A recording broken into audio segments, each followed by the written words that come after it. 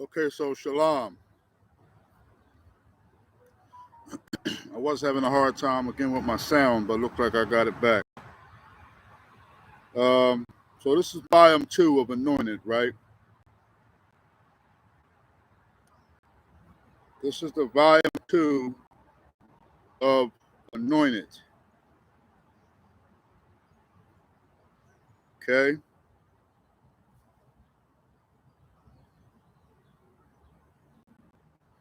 So yesterday,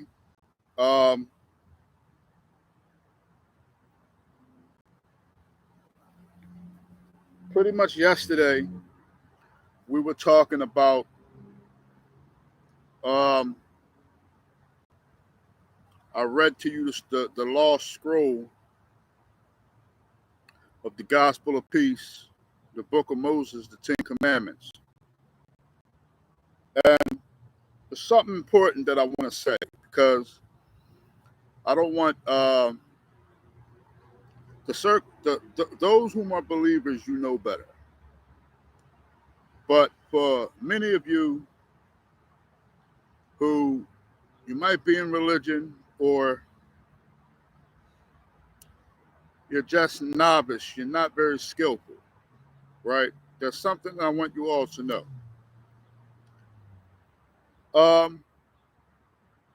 This ministry is not based on uh, like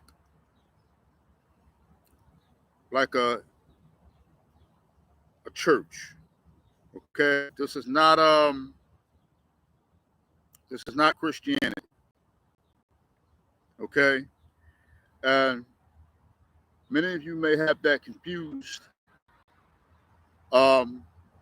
But being in union with Christ is not Christianity. I don't know who told y'all that. And this is why I have a vendetta with the English language, because of what I just said.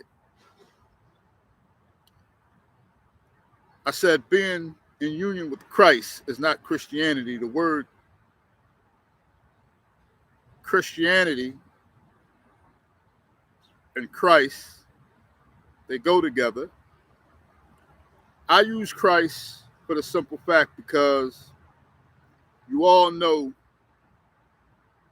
him by Christ. You all know him by that other name also, but I'm not going to call him that other name. I would prefer to say Christ than to say Jesus. Now, we know his name is Yahusha, right? That's his name. But in a lot of cases, when I say that name, it throws a lot of people off. So,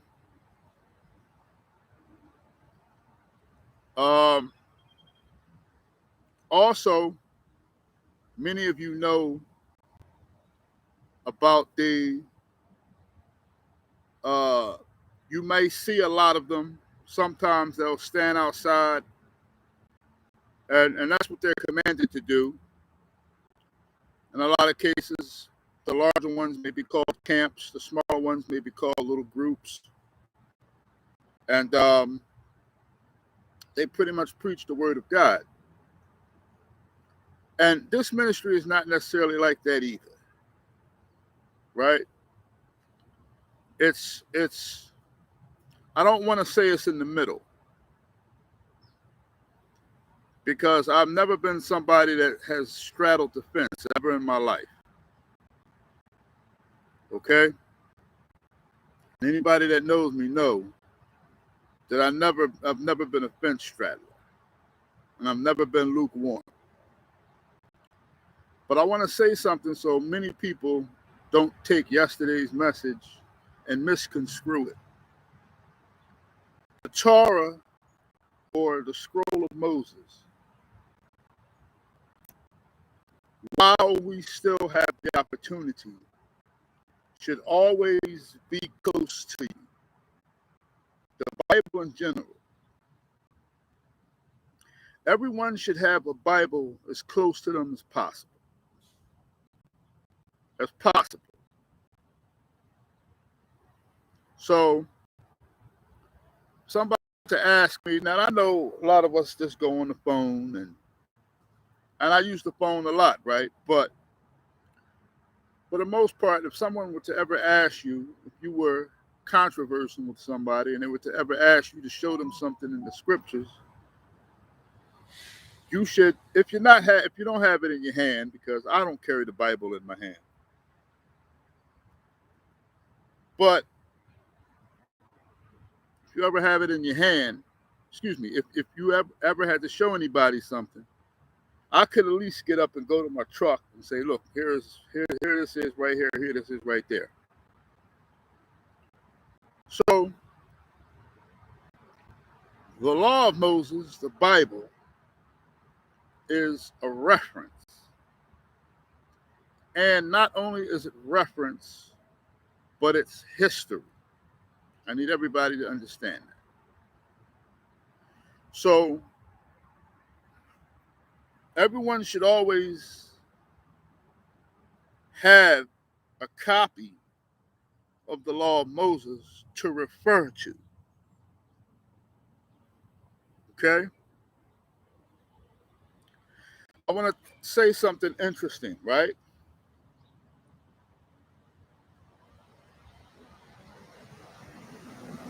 King Solomon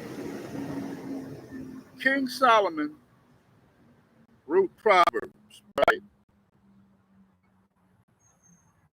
King Solomon wrote Proverbs.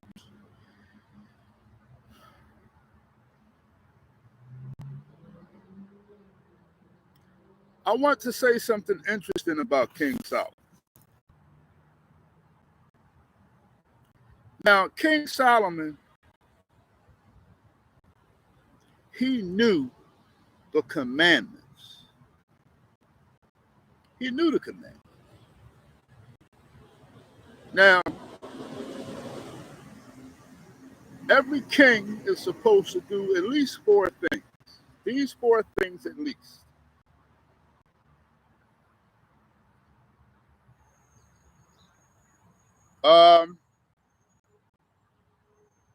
Or shall I say, every king should not do 4 things. One thing that a king should not do was multiply horses for himself. Nor shall he cause the people to return to Egypt to multiply horses. Since Yahuwah has said to you, you shall never again return that way. King Solomon, he broke that law.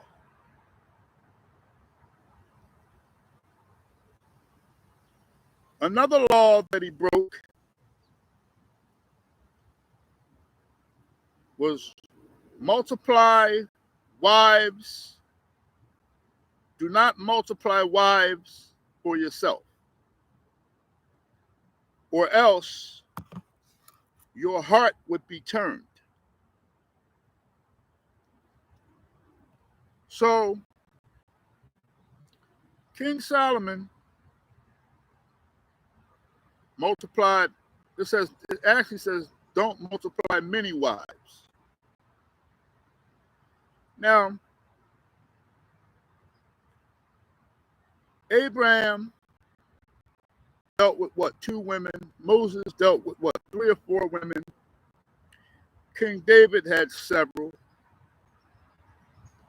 But Solomon had about 1,000 women, and a lot of these women were of other nations. A lot of these women were of other nations. So,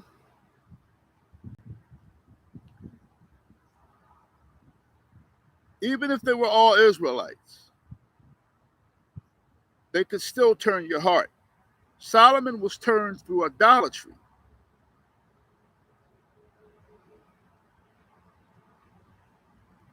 Okay?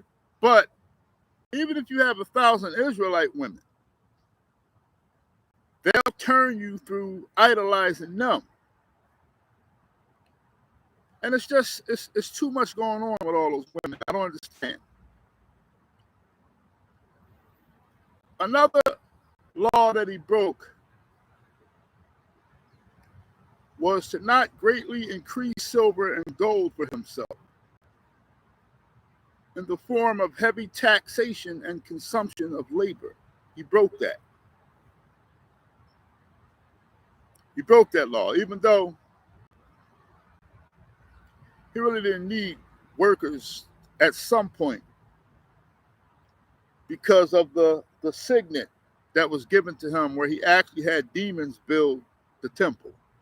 A lot of people don't think that happened.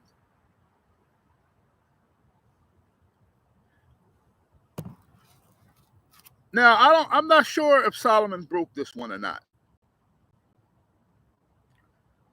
But Solomon was supposed to make a copy of the Torah.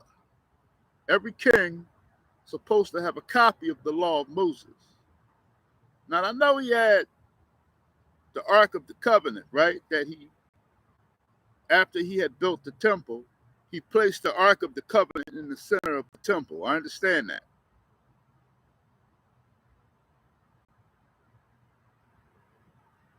Right? But I guess my point is, right, that we're not supposed to negate the law of Moses. It's for reference. So you could be anointed, but even King David loved the law. Now, King David was under the law of liberty. He respected the law of Moses, and he was governed by he respected the law of Moses, but ultimately King David was governed by the law of liberty. He was governed by the Spirit. He was a man who was after the soul of the Creator, after Yahuwah's spirit, after his mind.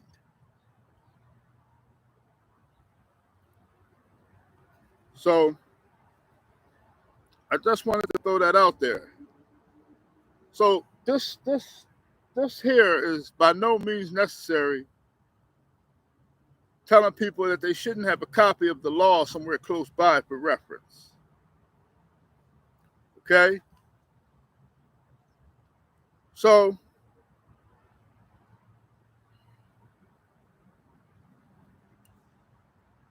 for the commandment, this is Proverbs 6:23 again. And it says, for the commandment is a lamp, and the law is light, and reproofs of instruction are the way of life. Romans 3:23, for all have sinned and come short of the glory of Elohim, or come short of the esteem or the glory of God. So I think what we have to do is we have to stop taking certain scriptures and mocking them. A lot of people don't realize that in many cases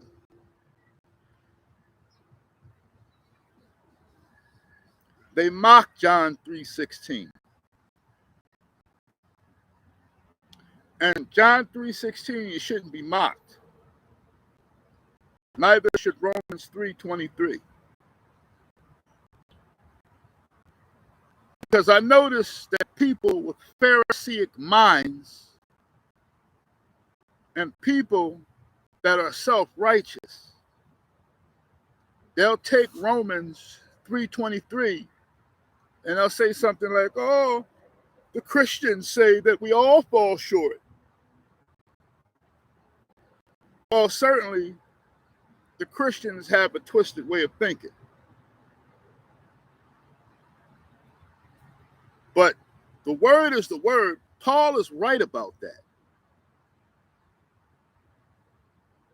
Even tells you in the Old Testament that everyone has gone backwards.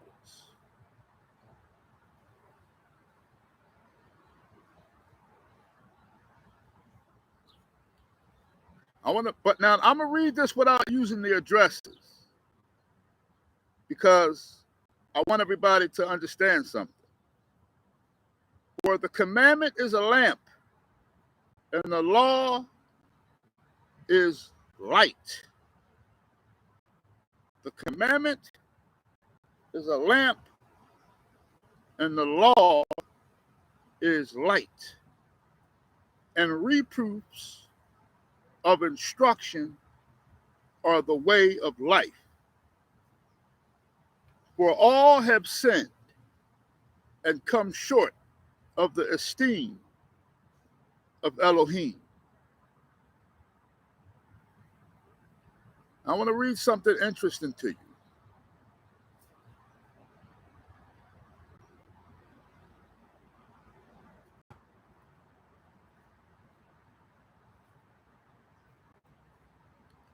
I want to read something interesting to you. I want to go to the Apocrypha. The Apocrypha, and I want to go to Wisdom of Solomon, chapter 7. I want to go to the Apocrypha, and I want to go to Wisdom of Solomon, chapter 7. And it says, I myself also, this is Solomon, I want you to pay attention. I myself also am a mortal man, like to you all, and the offspring of him that was first made of the earth, talking about Adam.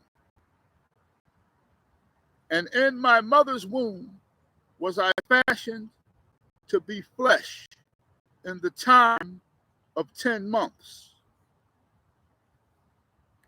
being compacted in blood of the seed of man, and the pleasure that came with sleep. And I was born, and when I was born, I drew in the common air. He breathed, and he fell upon the earth, which is of like nature. And the first voice which I uttered was crying, as all others do. I was nursed in swaddling clothes, and that which cares, and that with care. So he was cared for. For there is no king that had any other beginning of birth, not even Christ. For all men have one entrance into life, and the light going out. Wherefore I prayed, and understanding was given to me. Solomon prayed to Yahusha for wisdom.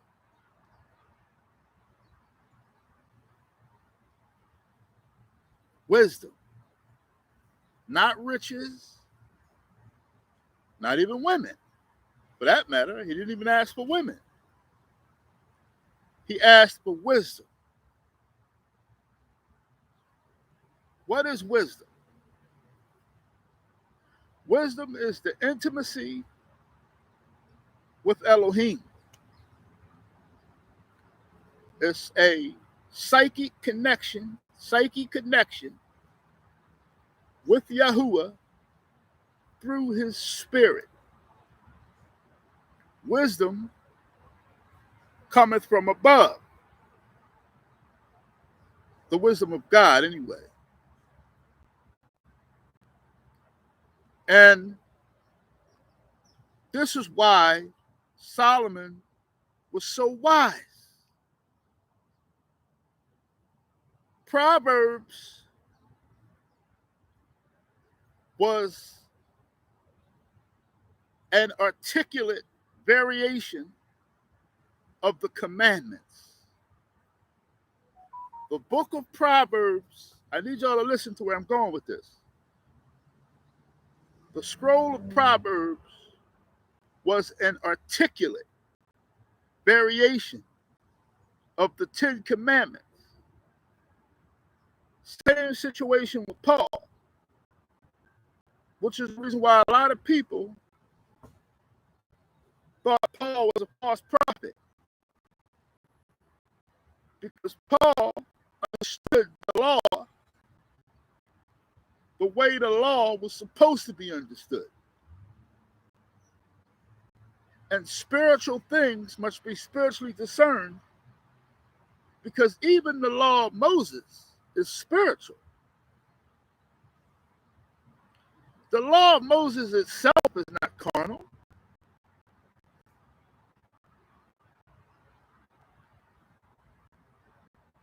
Even though it had a lot of things in it that, like with muzzling an ox, and just like specific things that were worldly, but ultimately the law is spiritual.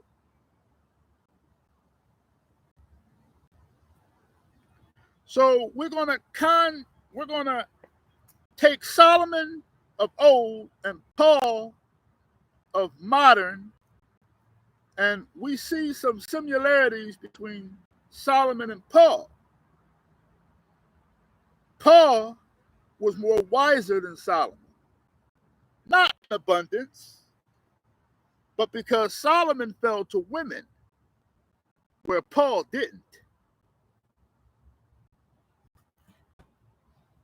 But I want to keep reading because I want y'all to see something interesting. He said, Solomon says, "For where I prayed and understanding was given me, I called upon Elohim, and the spirit of wisdom came to me. I preferred her before scepters and thrones." So Solomon preferred wisdom before power. And he preferred her before esteemed riches. Nothing in comparison. And he said, and esteemed riches is nothing in comparison to having wisdom.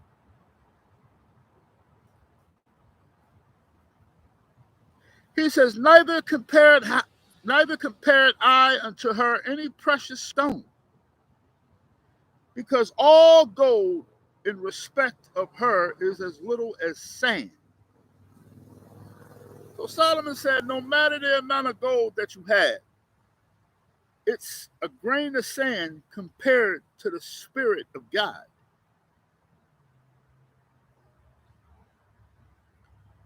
He's also going to say, and silver shall be counted as clay before her. Solomon says, talking about wisdom, I loved her above health and beauty. So was Solomon unhealthy? Was he dying? Was he falling out? No. But he preferred her for health and beauty. He preferred wisdom before health and beauty.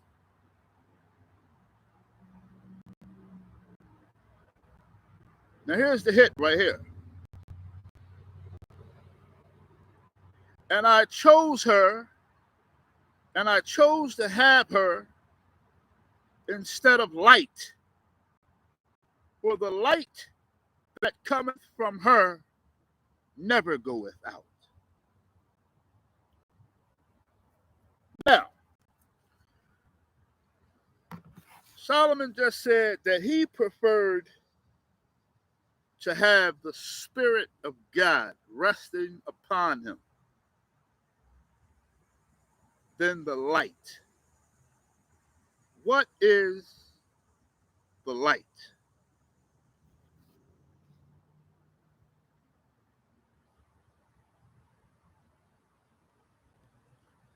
Proverbs 6:23. This is Solomon talk.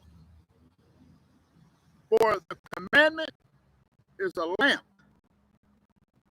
and the law of Moses is light,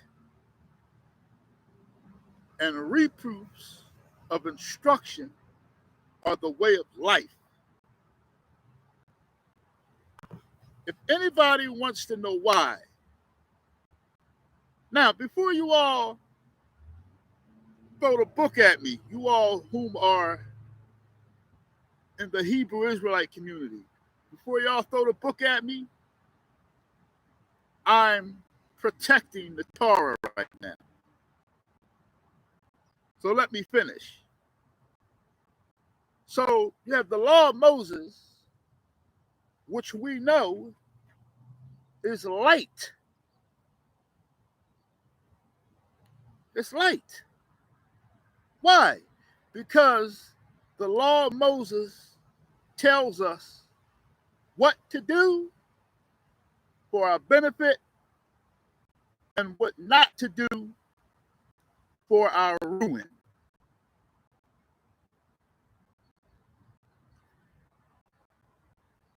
The objective here has never been to negate or to annul the Torah. I told you the 4 rules that Solomon broke. Now, if Solomon had a Torah, because see, this is not a dispute. You don't have to run and try to prove against me.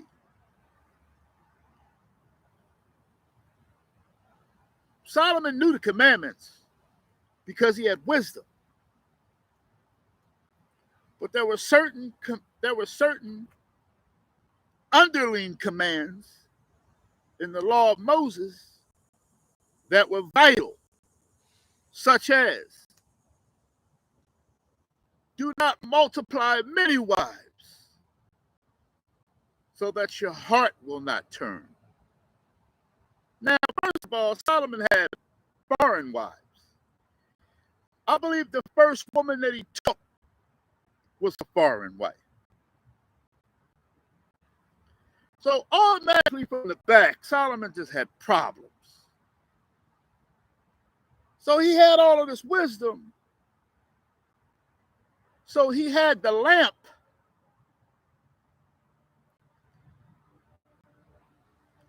I want y'all to pay attention to what I'm about to say to y'all. Solomon had the lamp, but he didn't have any light in the lamp.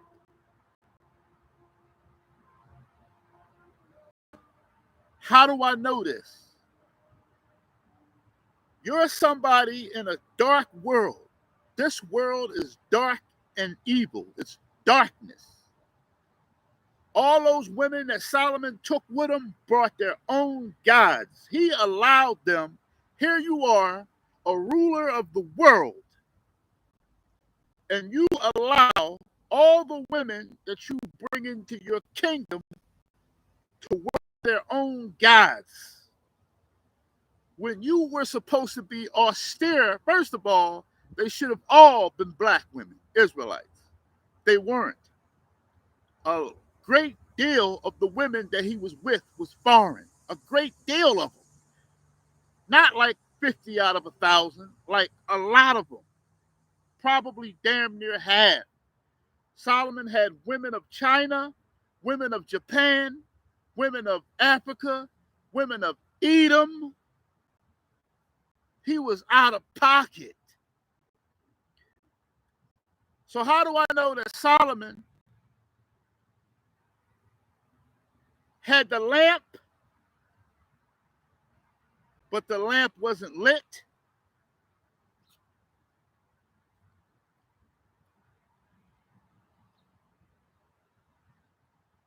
Solomon said out of his own mouth in Proverbs chapter 6, verse 23, He said, for the commandment is a lamp and the law is light. The law of Moses is the light. Why? Because our forefathers were given the 10 commandments, but they couldn't understand the 10. They understood them, but each commandment is moral law. Like, for instance, if you're jealous, what commandment are you breaking? Because the commandments doesn't say thou shalt not be jealous, or thou shalt not be envious, or thou shalt not be a hater. No, but it says do not covet anything. It's speaking of physical things, but don't even be covetous of the way somebody acts, talks, and looks. Don't even be covetous of that. The 10 Commandments does not say thou shalt not be a homosexual. But it says thou shalt not commit adultery. And beneath adultery is fornication. And beneath fornication is having sex with anything without being married. You got these white folks now marrying their dogs and marrying cows and horses and all of this stuff. White folks is doing this here. You got some people that are marrying blow-up dolls. I've seen it happen.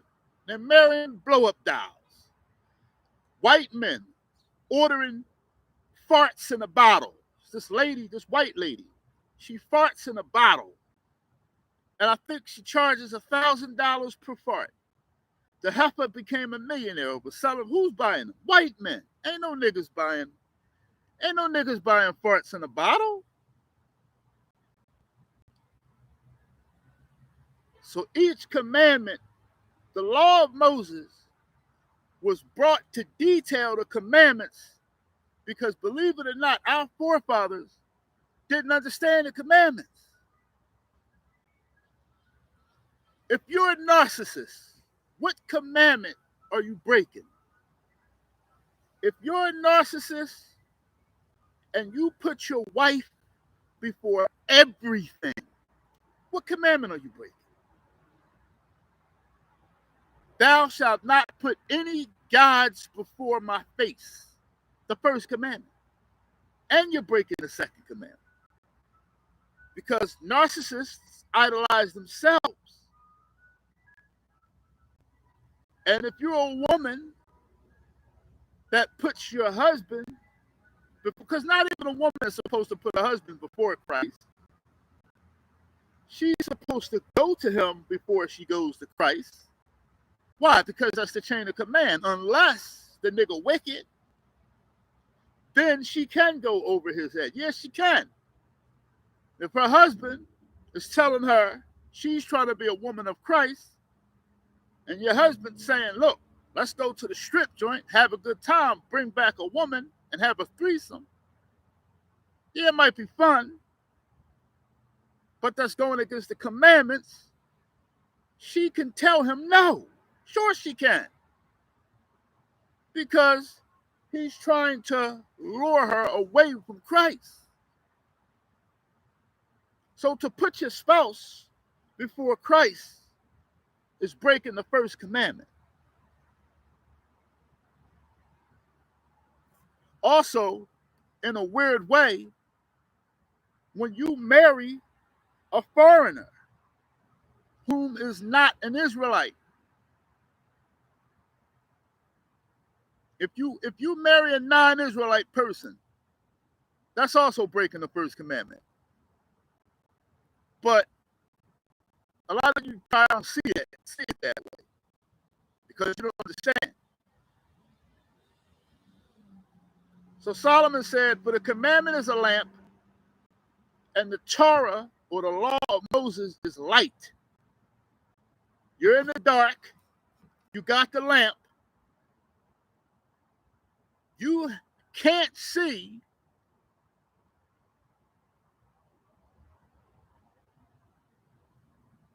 with just the lamp. Not completely. You need the light, because the light is a lamp to your feet.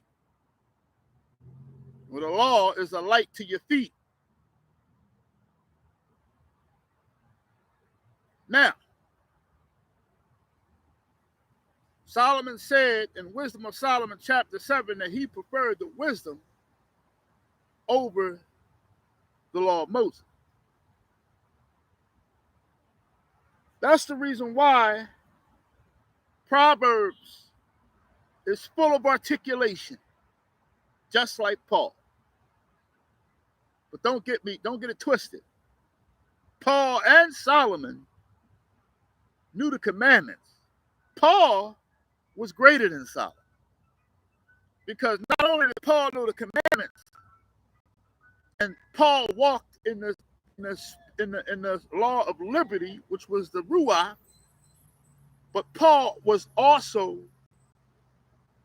a genius at the law of Moses. Paul put Solomon's wisdom to shame.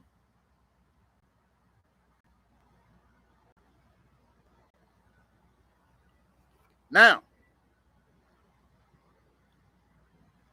I'm going to read this one more time, and then I'm going to move forward. For the commandment is the reason why I'm doing this. For the commandment is a lamp, and the law is light, and reproofs of instruction are the way of life. For all have sinned and come short of the esteem of Elohim. Now, we all do come short. I don't care what nobody says. Every last one of us comes short of the glory of God. Let's go to Colossians chapter 1, verse 12 through 15. Colossians chapter 1, 12 through 15. Giving thanks unto the Father, which hath made us meet to be partakers of the inheritance of the saints in light. So we're giving thanks to Yahuwah, which hath made us meet to be partakers of the inheritance of the saints of light. The people in the Old Testament did not yet know the kingdom of light. When Christ came on the scene, the kingdom of heaven has come unto us. And since Christ was the light of the world, the scripture says that he was the light of the world. So Christ is both the lamp and he's the light for the lamp. Christ is the commandment. He came in the entire volume of the scriptures. The Old Testament, the Apocrypha, the New Testament, and all the lost scrolls that are true. Christ came in these scrolls.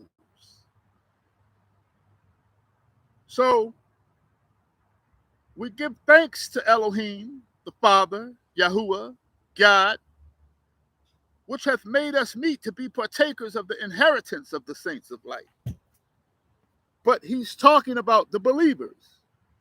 And he's talking about those who are in union with Christ. He's not talking about everybody. Who hath delivered us from the power of darkness and hath translated us into the kingdom of his dear Son, in whom we have redemption. See, he says, who have delivered us from the Father, who has delivered us from the power of darkness You Negroes today, all of you Negroes today, but not just y'all, regardless of what all the people say, that nobody else can partake in this kingdom of light. That's a lie. Because us black people, us Israelites, are supposed to be a light unto the whole world. So, it says here, the Father, who have delivered us, Israelites, from the power of darkness, ignorance. The power of darkness is ignorance. Okay? Ignorance. And have translated us into the kingdom of his dear Son. See? I don't want to make this confusing. The book of Moses said that the law of Moses was a stem law, a binding law. This is going to be a little confusing for a lot of people. But it's very important to let you know that I'm speaking from a balanced standpoint and not from being lukewarm or being a straddler of the fence, because I do no such thing.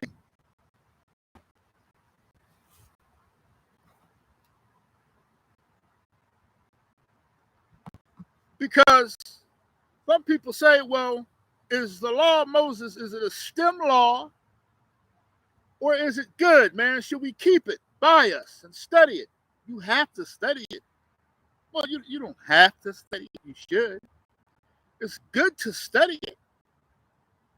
But when it says a stem law and a binding law, it means for people who strive for the perfection of the law of Moses and arrogantly believe that they can attain that perfection without Yahushua HaMashiach.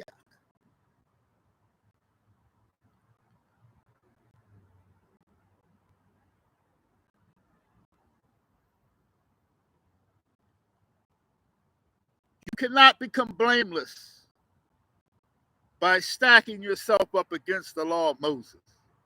You can't do it. The only way that you can become blameless is through belief, through trust, and through union with Christ. That's it. There's no other way.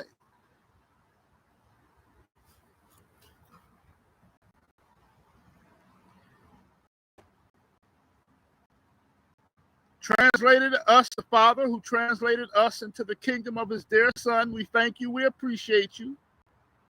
His dear Son, in whom we have redemption through his blood, even the forgiveness of sins, who is the image of the invisible power, the firstborn of every creature. Now,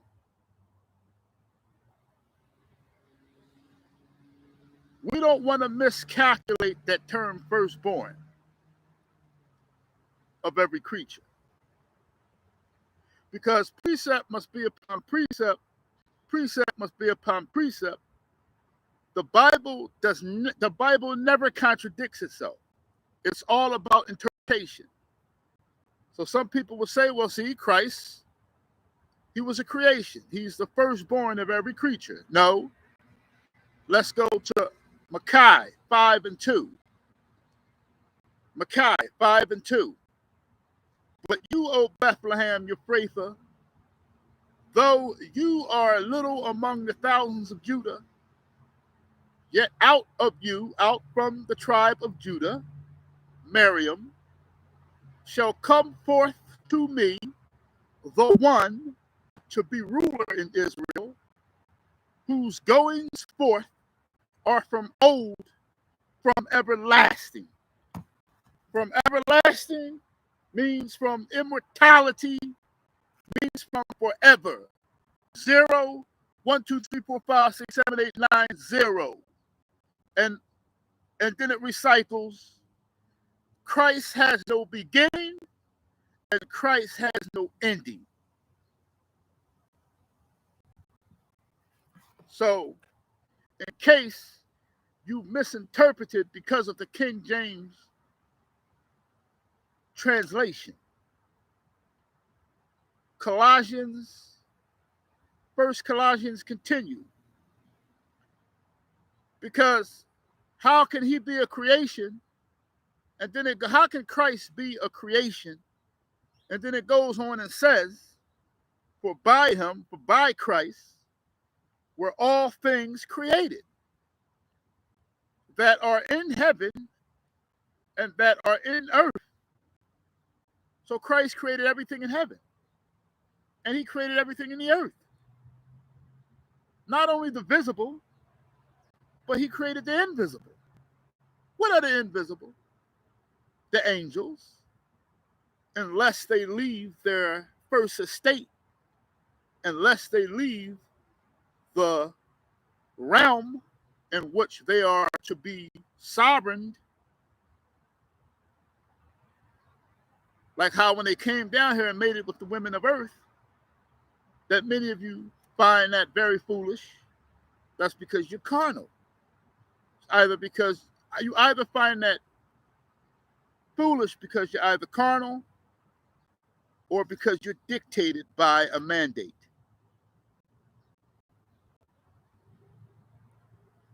So he created everything, visible, invisible, whether they be by thrones or dominions or principalities or powers. All things were created by him and for him. And he is all things. And by him all things consist. Now, we need to understand who Christ is. Because it is because of him, because when he came down here amongst his people, making us understand the kingdom of light, which is everlasting life and salvation, deliverance, to be eternal. No more sickness. No more taxes by Caesar. None of that stuff.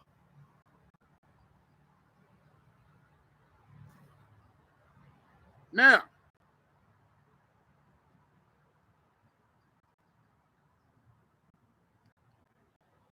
for the commandment is a lamp, and the law is light, and reproofs of instruction are the way of life. Everyone has sinned and come short of the theme of Yahuwah. So you're in the dark, it's midnight, and you got a lamp, but that lamp is not lit. How do you light it?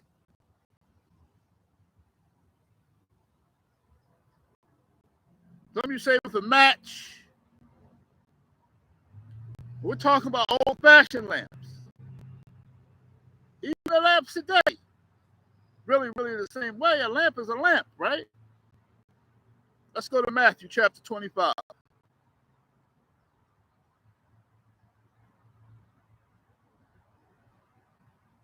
Let's go to Matthew chapter 25.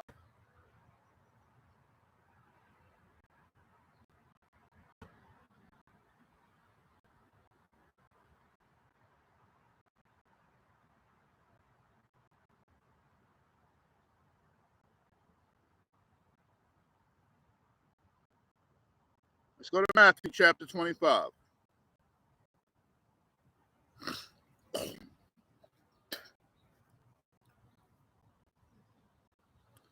These words are in red. This is Matthew chapter 25, and these words are in red. This is a parable. This is a riddle. I want y'all to pay attention. Then shall the kingdom of heaven be likened unto 10 virgins. Christ is comparing getting to the kingdom of heaven like 10 virgins. I want y'all to pay attention. Which took their lamps and went forth to meet the bridegroom.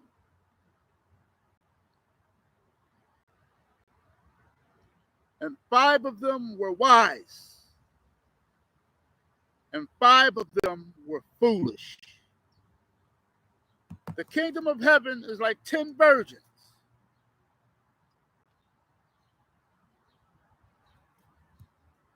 All of them were clean because they were virgins. All 10 of them were clean. But 10 of them were wise, meaning they had wisdom, meaning they had the spirit of Elohim.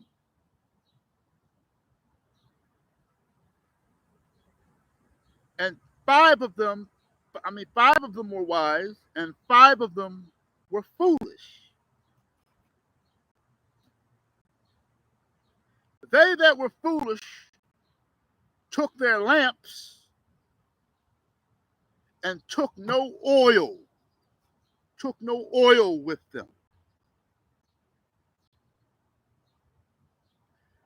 They that were foolish, they took their lamps.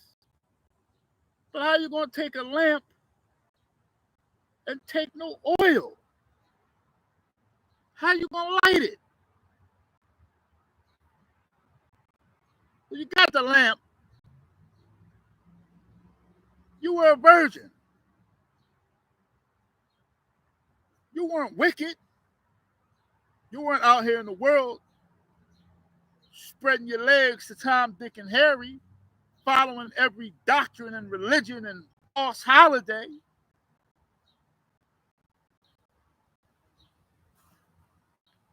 You were righteous, but you weren't righteous.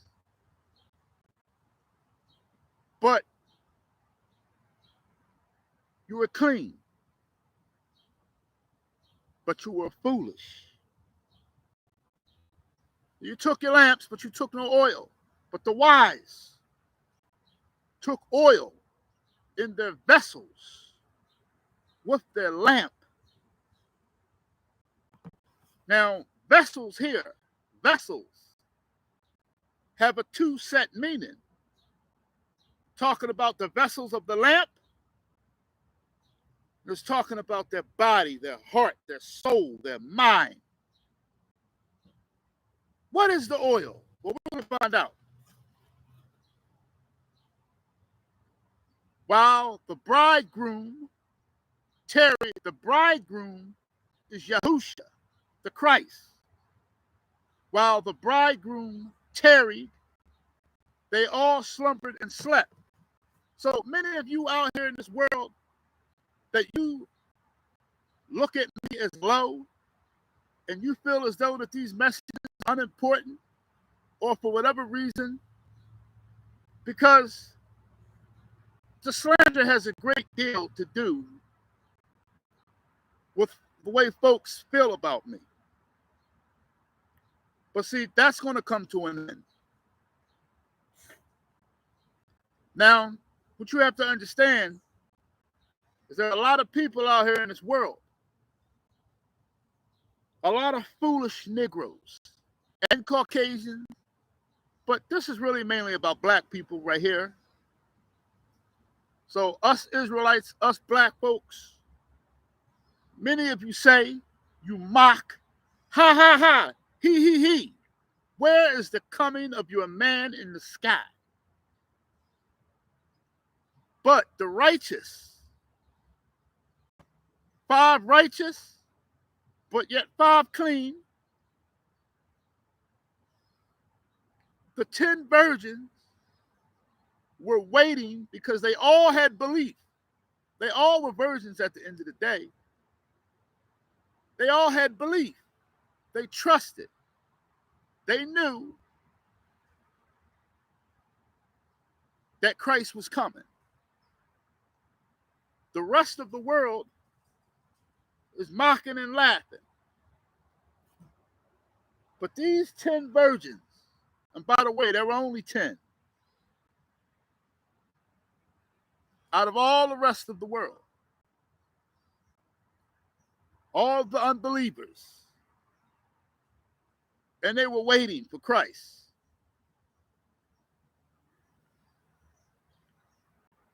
Because why? Because he tarried, meaning he took his time, but really he was just being patient because he wanted the 5 foolish virgins to hurry up and get some oil. They had the law of Moses. The opposite of King Solomon, they had the law of Moses.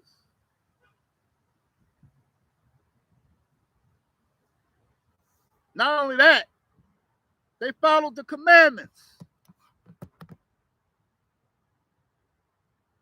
And at midnight, while all the 10 virgins slept and slumbered, and at midnight, there was a cry made, "Behold, the bridegroom cometh. Go ye out to meet him." And those virgins, and then all those virgins arose and trimmed their lamps. And the foolish virgins, the 5 foolish virgins, said to the 5 wise virgins, "Give us of your oil." Can we get some of that oil? For our lamps are going out. Our lamps are going out. Our lamps are going out. Our lamps are going out. Pause. Let's go back to Wisdom of Solomon, chapter 7.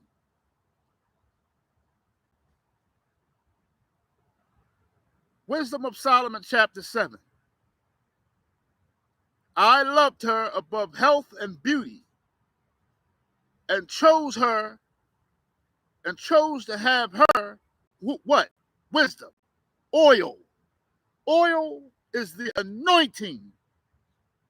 Wisdom is the anointing. And you need this anointing in order to get into the kingdom of light.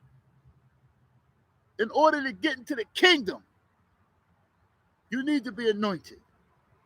There's only going to be a remnant. Now I'm warning y'all. Solomon said, I loved her. Who is her? Wisdom, the anointing. I loved her above health and beauty, and chose to have her instead of light. He chose to have her instead of the law of Moses. For the light that cometh from her never goeth out. Let's go back to Matthew 25. And the foolish said unto the wise, Give us of your oil, for our lamps have gone out.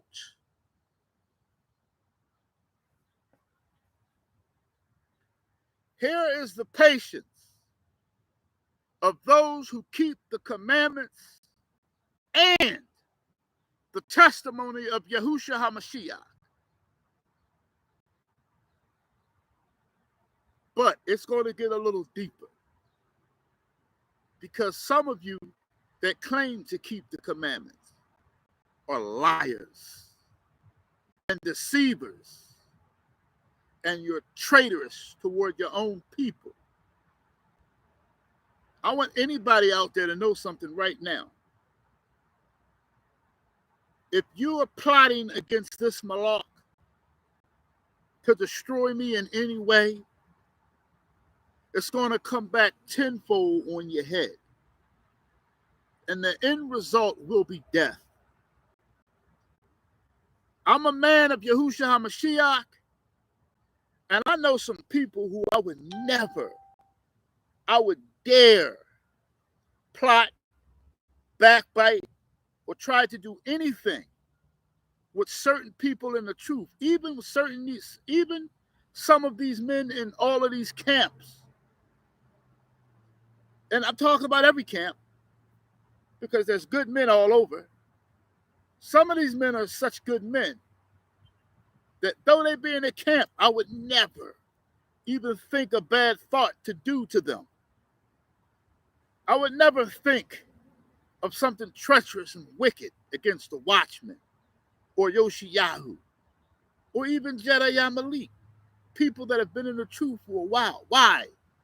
Because at the end of the day, there are families that follow the commandments. And for me to even plot mentally against these people will bring forth judgment to me. I'm not the most righteous person in this land. In fact, I just got it together.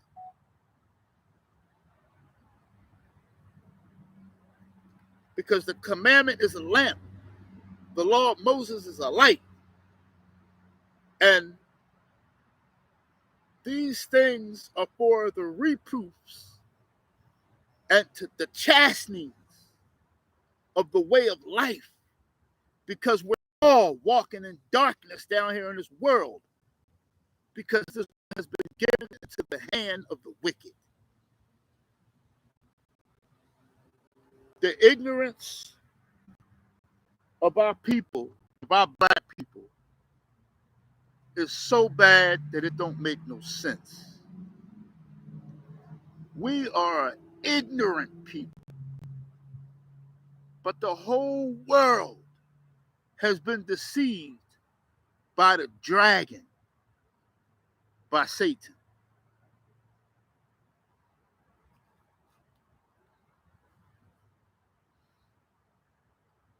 So when the foolish virgins asked the wise virgins for the oil, the wise virgins answered, saying, "No, no, lest there not be enough for us." Are you crazy? You bitches should have got your own oil. Lest there not be enough for us and you. But go ye rather. So in other words, there ain't gonna be enough for nobody if we share. But go ye rather to them that sell and buy for yourselves. And while they went to buy, the bridegroom came.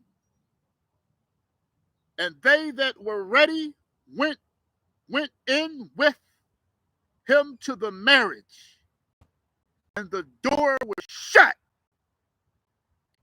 Afterward came also the other virgins, saying, "Master, Master, open to us."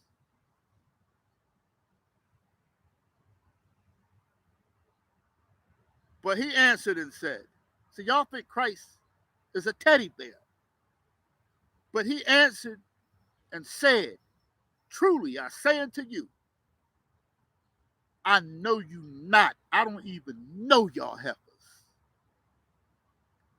Watch therefore, for ye know neither the day or the hour when the Son of Man cometh."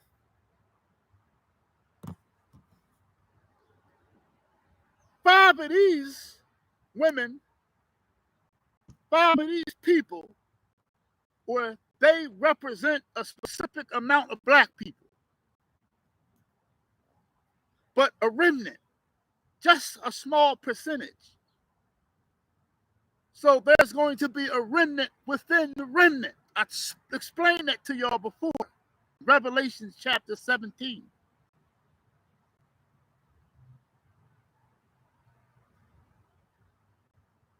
Y'all are taking this as a joke. All 10 of these people, or however many amount of these, those 10 virgins represented a specific amount of people, a specific amount of Israelites. So these amount of Israelites, half of these Israelites, all of them were clean. They were all commandment keepers. But the commandment is a lamp. They had their lamps.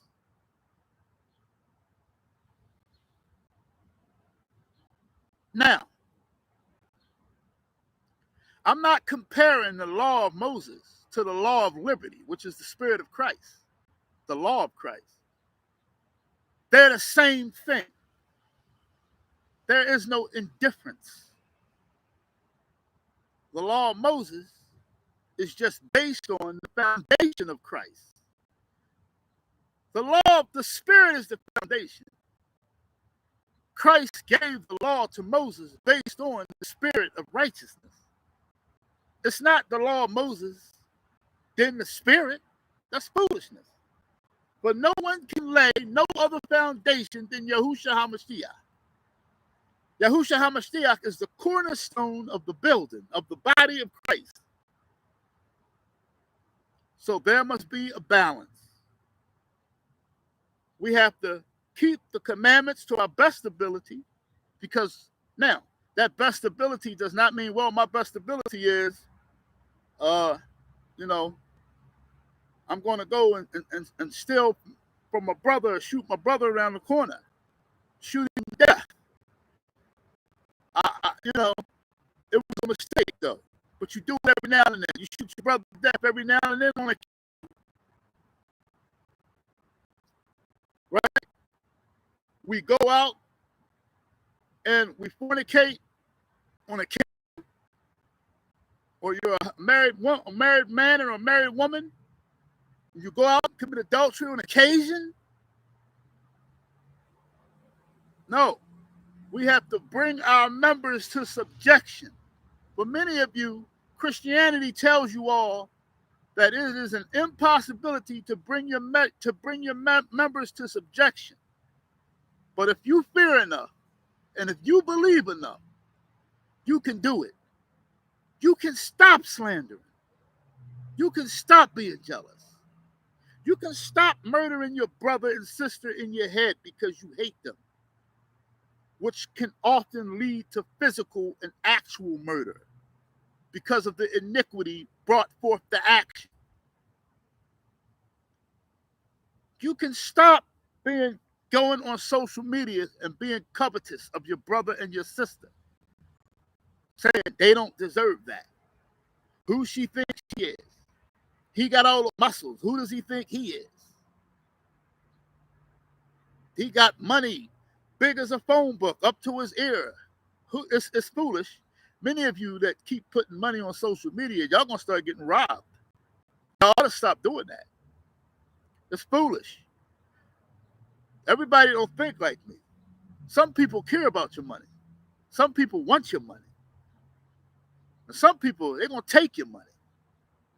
You keep flashing it. I don't care. I care less about you or your money. But that ain't how all the social media think.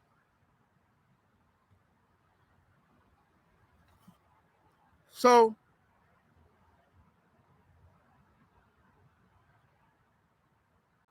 there's only going to be a remnant of people. Let's go to Zephaniah chapter 3, 1 through 13. Zephaniah.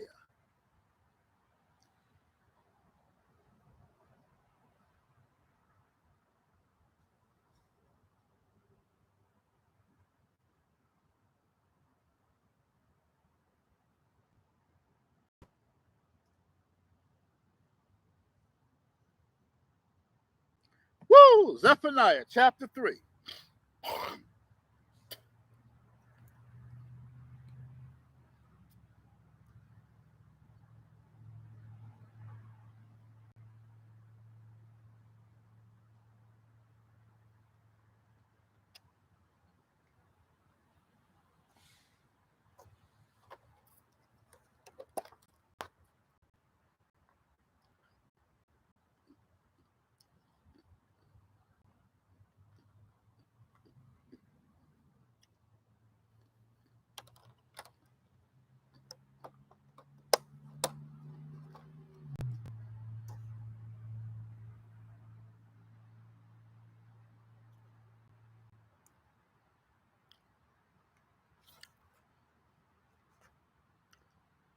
Zephaniah chapter 3.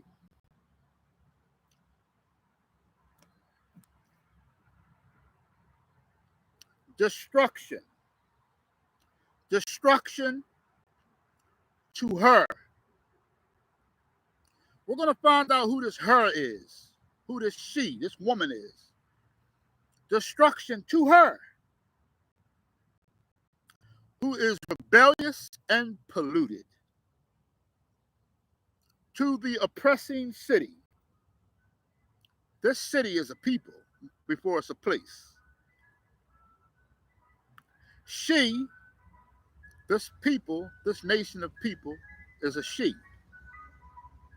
She has not obeyed his voice. She has not received correction. She has not trusted in Yahuwah. She has not obeyed his voice. She has not received correction. She has not trusted in her power. She has not drawn near to her power. She has not drawn near to her Elohim. Her princes in her midst are roaring lions.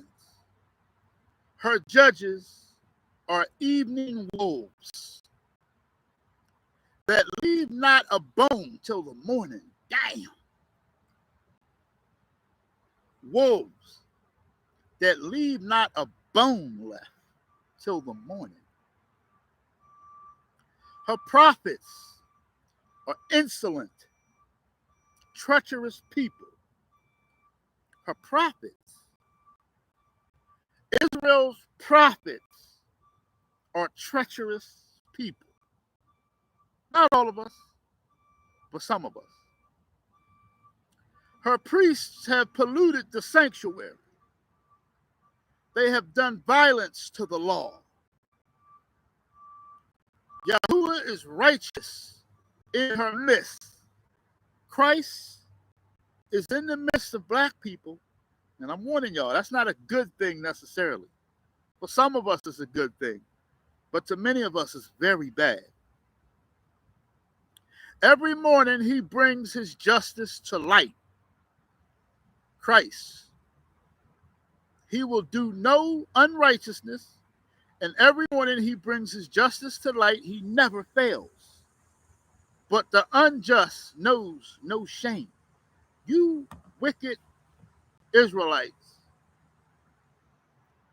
that kill your brother, stab your baby mothers hundreds of times, like the nigga did yesterday, and left the knife lie on her forehead.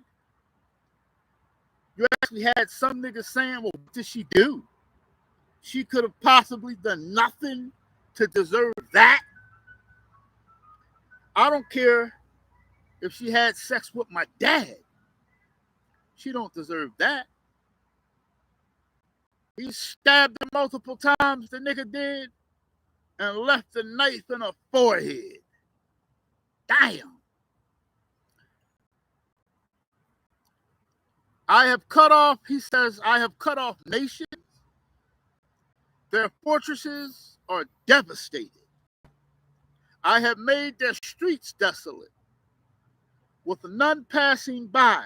This is what he did in the past. He's going to do it again, but only a remnant. So he goes on to saying how wicked we are, and then he's going to say, this is what I've done for you. This was then, he was talking then. But it all recycles itself. But listen to what he said. He said, I've cut off nations for you niggas. Their fortresses are dead. Those nations have been left devastated. That's what he's going to do today. He's going to leave America devastated. You know what devastated means? Ultimate violence. When Christ returns, he's coming with ultimate violence. Don't y'all understand this? You think it's a game, don't you? Where is the coming of your man in the sky, you mock? Where is he? With none passing by, their cities are destroyed. There is no one, no inhabitant, I said, Surely you will fear me. Listen, you Negroes, I've left whole nations utterly devastated with no inhabitants. And y'all don't fear me? You Israelites don't fear the word of God. You black people, you don't fear. You think that this is bullshit. You really do. Many of y'all think this is trash talk.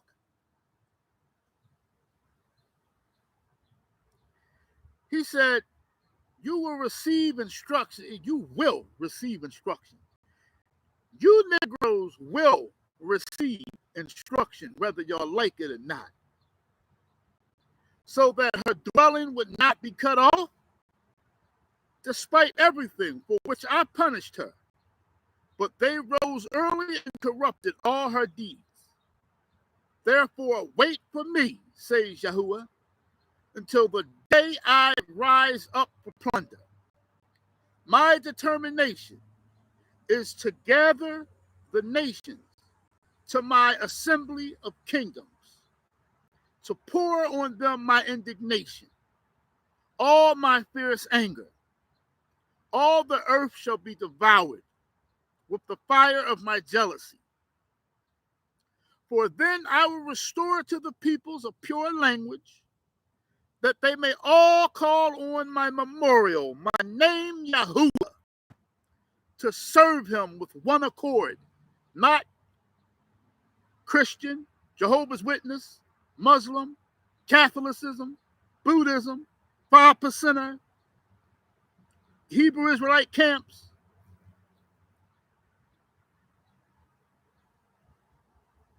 Non-believers, Satanists, celebrity worshipers, narcissism, but so that we can worship Yahuwah with one accord.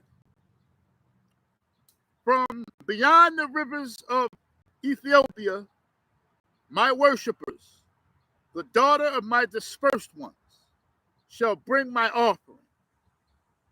In that day, you shall not be ashamed for any of your deeds. Who shall not be ashamed?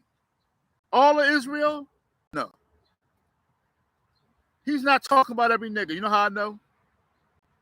Because he said, in that day, you shall not be ashamed for any of your deeds. How many of you Negroes out there are doing deeds for Christ? Huh? Now, deeds for Christ does not necessarily mean the way I do deeds. You don't have to undergo the shame and the slander and all of these things like his true apostles. Not those who act wickedly and then they get backlash from acting wickedly and then they want to boast like they're being slandered about or boast like people are envious of them. No, that's not what's happening. People are reacting to your wickedness. Let me ask you all a question. Which one of you niggas out there right now hate me because I'm evil? Which one of y'all? I cash app the first nigga $1,000 that can prove, that can say to me, and I mean it. I mean it. I give the first nigga $1,000. Matter of fact, you think I'm playing? Prove to me that I did you wrong and you have a legitimate reason to despise me. Not because I tell the truth and you's a punk piece of shit and you hate the truth. Not for most of the women that despise the truth that I tell. If you don't want to stay with the man, then leave the man. Don't go open your legs to every quiver or to another quiver for that matter. And for the men, if you feel as though you got to stab her some odd hundreds of times and leave the knife lodged in her forehead, then you, sir, don't need to be in any type of relationship or marriage. You just need to get into the Bible because you's a sick son of a bitch.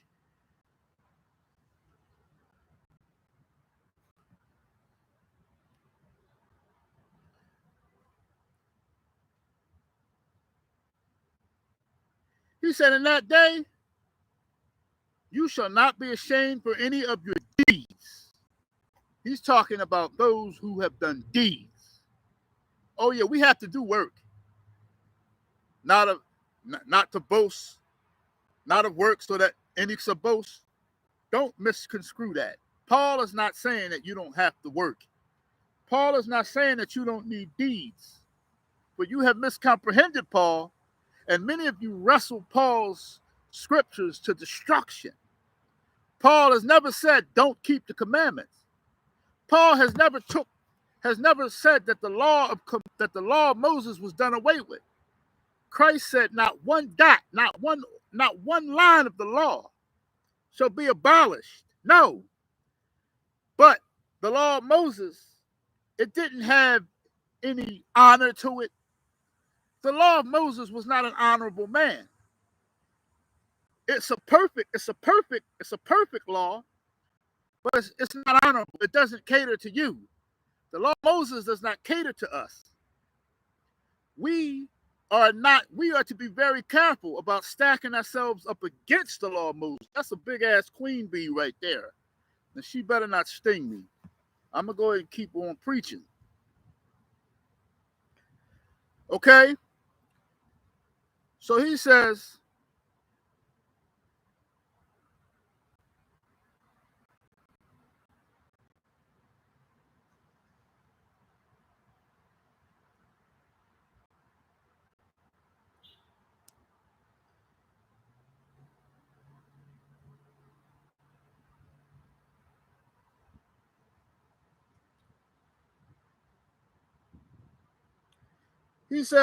don't be ashamed of your deeds in which you transgress against. Oh, wait a minute.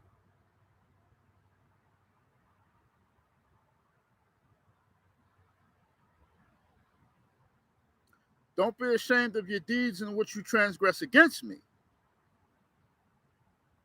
I'm salty and I spoke too fast. So he's not even talking about good deeds here. He's saying that he's going to forget the bad deeds that we've transgressed against him. So my apologies. Okay? He said, for then I will take away from your midst those who rejoice in your pride. And you shall no longer be haughty in my holy mountain. I will leave in your midst. But now here we go right here. He says, I will leave in your midst a meek and humble people, because a tower is being built in the midst of the garden. Israel is the garden, but there is a tower, there's a remnant being built in the midst of the garden. And he will leave in your midst, in the midst of black people, a meek and humble people. And they shall trust in the name. They shall trust in the name. They shall trust in the name. They shall trust in the name. They shall trust in the name of Yahuwah. The remnant of Israel shall do no unrighteous. The remnant of Israel. Now, I need you to pay very careful attention to what I'm saying to y'all. The remnant of Israel, the remnant, the residue, those whom are left. Everyone else is dead, and those whom are left. The remnant of Israel. These are the people who do no unrighteousness. It doesn't say it in sin. Well, unrighteousness is sin. Yes and no. It's not exactly the same thing right here. They will do no unrighteousness and speak no lies. This is the remnant. Nor shall a deceitful tongue be found in their mouth. Nor shall a deceitful tongue be found in their mouth. Nor shall a deceitful tongue be found in their mouth. Nor shall a deceitful tongue be found in their mouth. Manipulation is the same thing as having a deceitful tongue. It's witchcraft. So for anyone out there who considers themselves a manipulator, You're not of the remnant.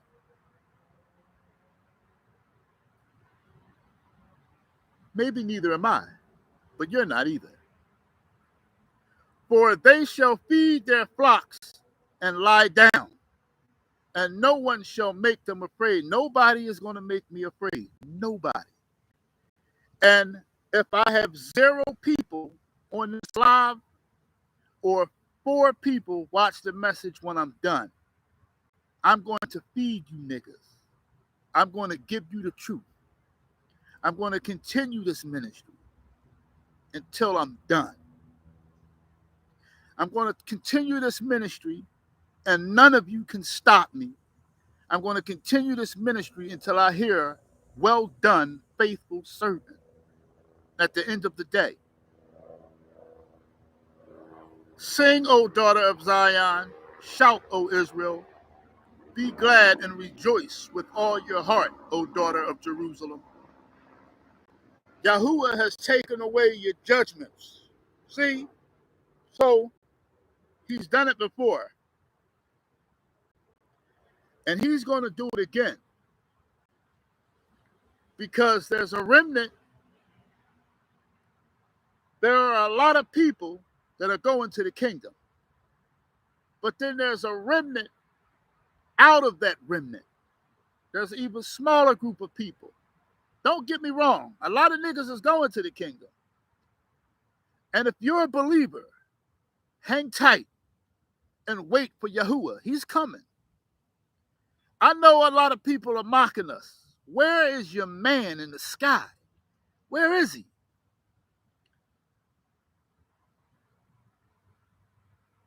He has cast out your enemy. The King of Israel, Yahuwah, is in your midst. You shall see disaster no more. So it's going to come a time after this America has fallen, after the New World Order beast system, but not get it twisted. I don't want y'all ever to think that we're going to have it easy. There's a lot of teachers out here that like to talk shit about the other nations who have been given permission to be the leather belt for our asses. Let me repeat that. Are the Ku Klux Klan some evil mother effers? You better believe it. Do the Arabs have some very evil people among them? You better believe it. The Amalekites, I don't even want to talk about them. I don't even know if any of them are going to be left at all. Russia got some wicked niggas. I'm not even going to speak about that lady, that basketball player that's over there now. Now, she had a legitimate reason to be in Russia because she was going to play on their team. But I told you niggas. Now, I know she had to be over there because not no nigga in their right mind is going to Russia for nothing, just to visit. It's not a place to vacate. So she had to play on the basketball team, but she should have knew better. Some people say, well, it's not a race thing. Well, whatever. At the end of the day, knowing you a nigga, you should have known better. Whether it was a race thing or not, her black ass should have never took marijuana over there. That's the end of the day. She should have known better. It's not like she was going to Amsterdam. It's not like she was going to Jamaica. She was going to Russia. She should have knew better. She should have knew better. I love her. She's my sister. And guess what? I'm going to say a prayer for the sister. I do love her. Even though she's gay, I still love her. And you know what? I actually think it's going to work itself out in some type of way. I really do. I really do.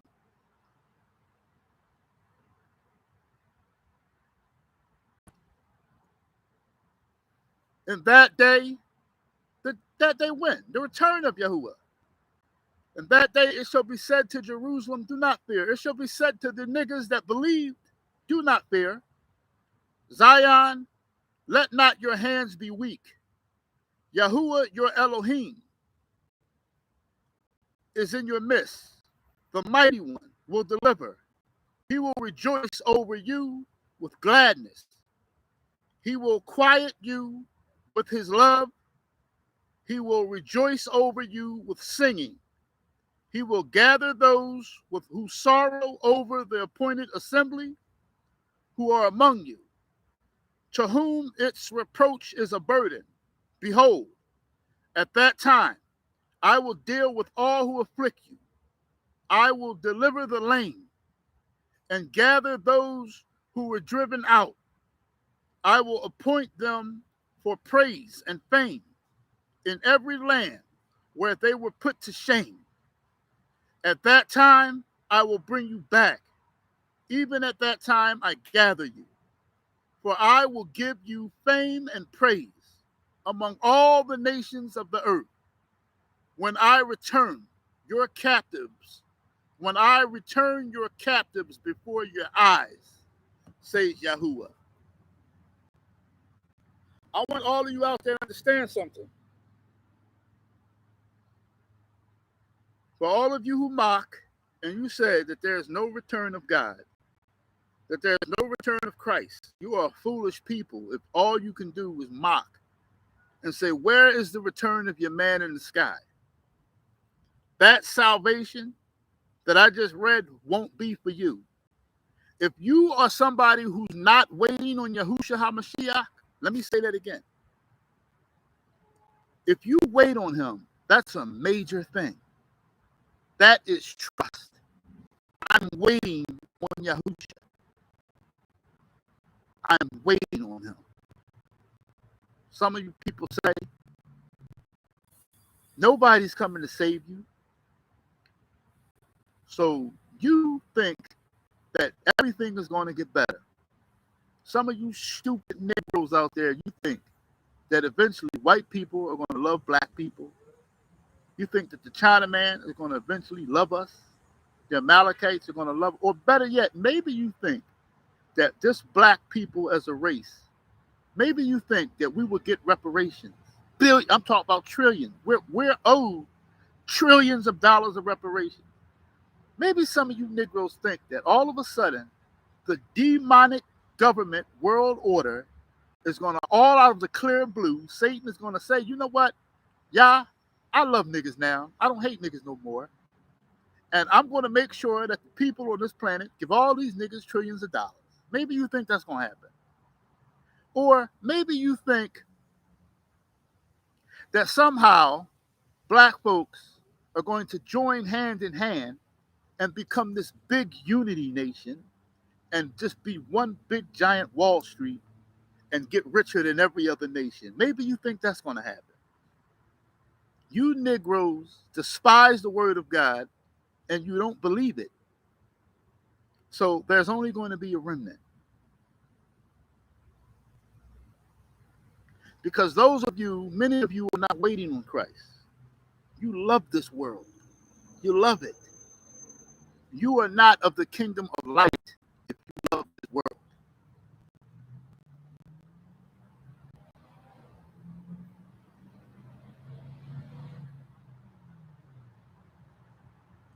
Romans 3:19. Romans 3:19.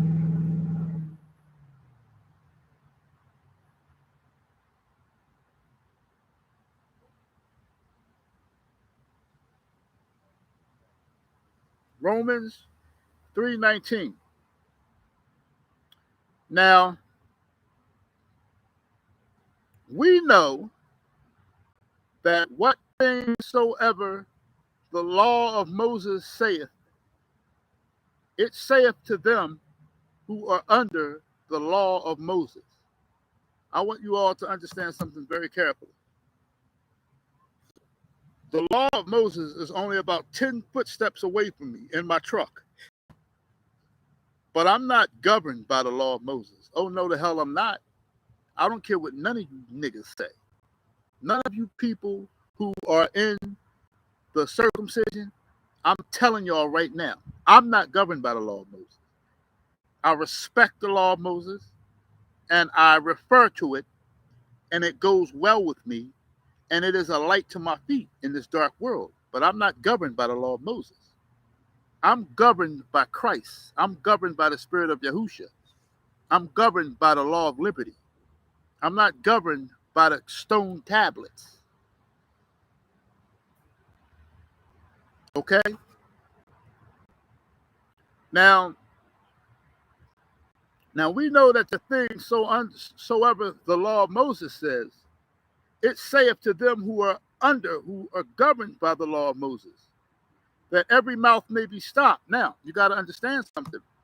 Listen, every mouth may be stopped, and all the world may become guilty before Elohim. So all the Israelites become guilty. Did you understand that? This is why I tell you all, you can't stand against the law of Moses. You have to become a child of light. If you allow the law of Moses to govern you, you're a dead man. I'm warning you this. And I'm sticking to my guns. He says, now we know that the things soever the law saith, it saith to them who are under the law, that every mouth may be stopped, and all the world and all you Israelites may become guilty. See that? So the law of Moses is so that you can know that you're not perfect. That's the purpose of it. Listen, because a lot of people don't understand something here. Therefore, by the deeds of the law, there shall no flesh be justified in his sight.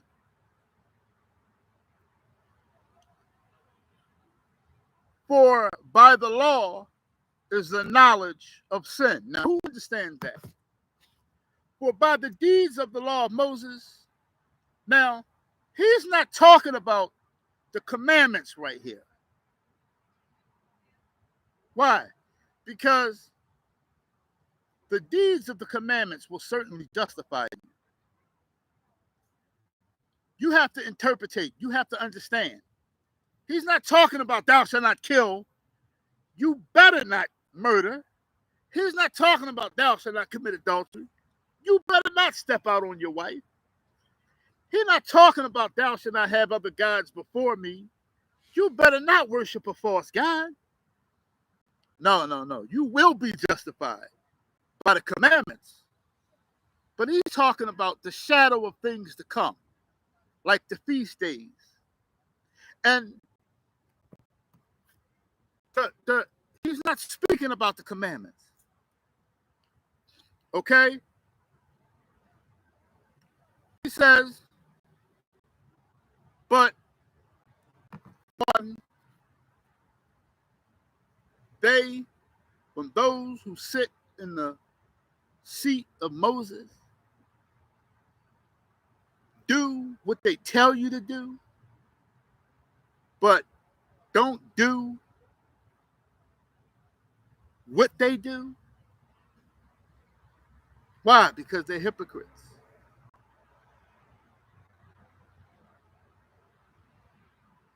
They're hypocrites.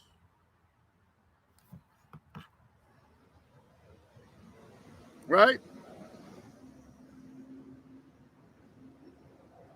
He says, but now the righteousness, see, here we go, right here.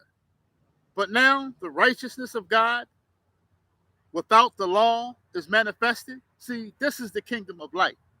See, when I was reading, I need you to understand, the kingdom is within you. This is the kingdom of light. In the Old Testament, our forefathers didn't understand that. Why? Because Moses broke the first set of the commandments. And Christ told him, don't you tell them niggas about that covenant. You put that covenant within yourself. Show them niggas the commandments. Give them the stem law because they hard-headed. Why did he say that? Because he knew that them niggas was down there dancing around a false god. He says, don't you give them niggas. Go there, give them niggas the 10 commandments. Give them niggas the tablets. Don't tell them niggas about the law of liberty yet. They don't deserve it. This is prophecy. Not yet are these Negroes Not yet is the power of Satan destroyed. Not yet has the kingdom come upon them. It wasn't the beginning, but it was relatively in the beginning. It was the beginning of a nation. It wasn't the beginning, Adam and Eve, but it was the beginning of Israel as a nation.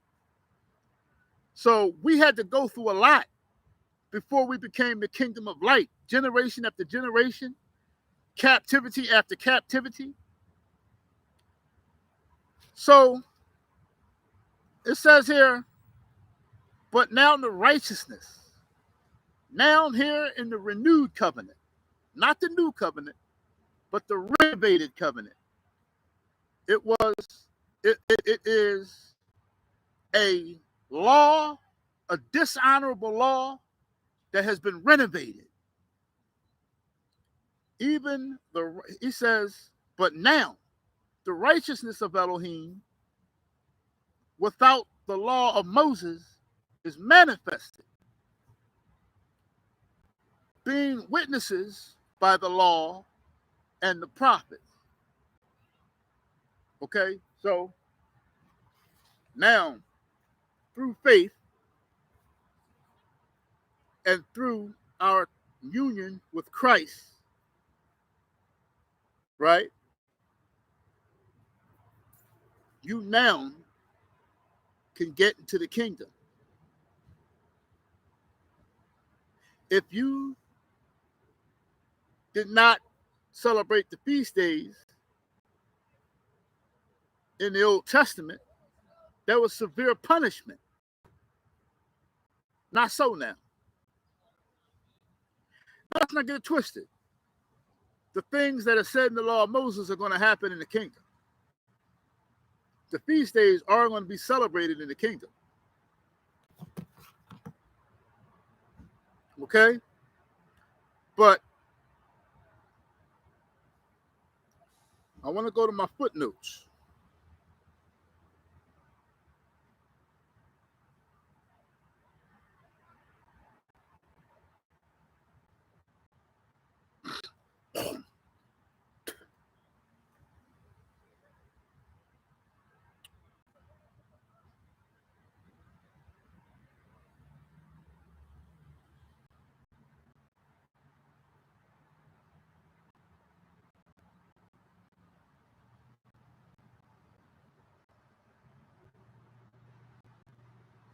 I want to go to Colossians 2:16. Colossians 2:16.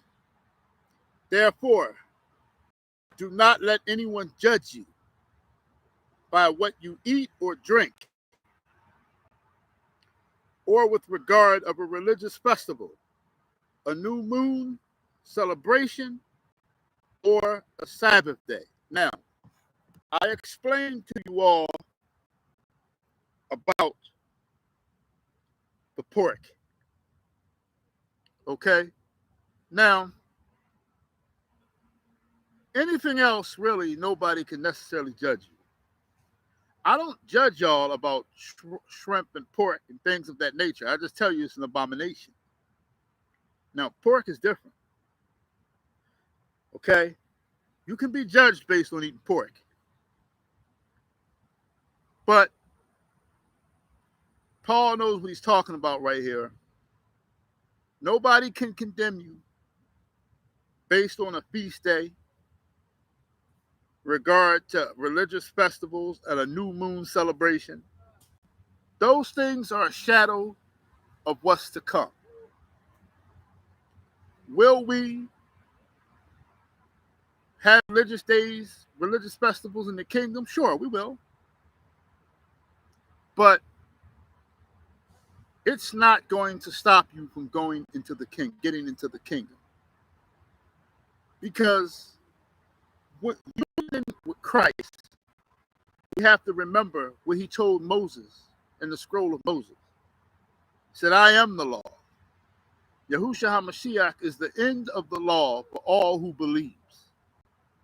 That doesn't mean that the law of Moses is abolished, but it's explaining that Christ, through the law of liberty, is the aim And the law is attainable through the Spirit. To be able to follow the law of Yahuwah is attainable through the Spirit of liberty, through the Spirit of Yahuwah. Okay? This is how you become a child of light. This is how you become a child of God. He says, those as so much whom are led by the Spirit of Yahuwah, or led by the Spirit of Elohim, these are made children of God, sons of God. If you're led so much as led by the Spirit, we let alone having a dwelling and reaching the next level. Okay?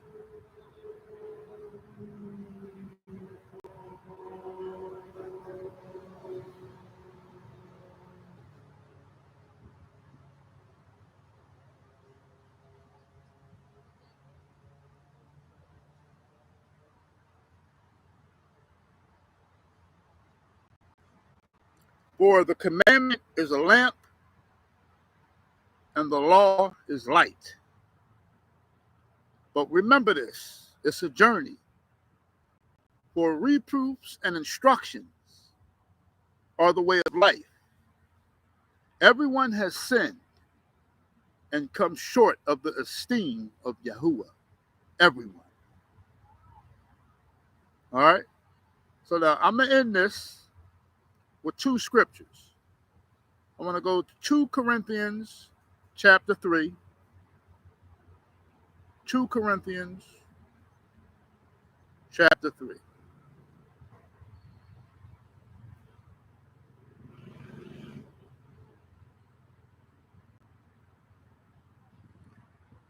And I want you to listen to something very important.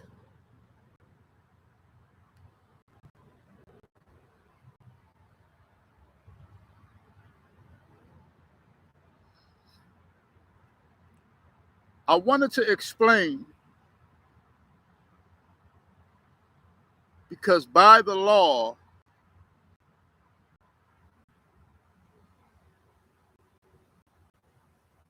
we know what sin is. So you have a lot of people. The problem, one another problems with the law of Moses is that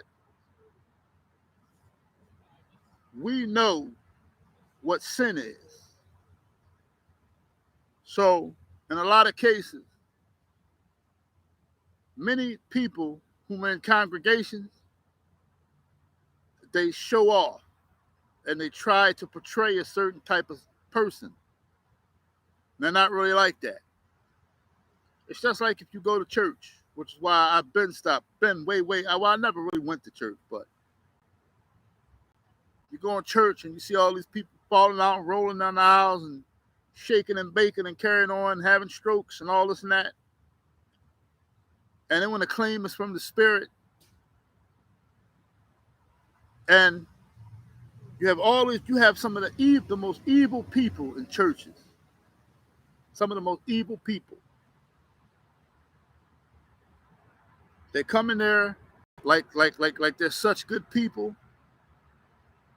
and they're hypocrites.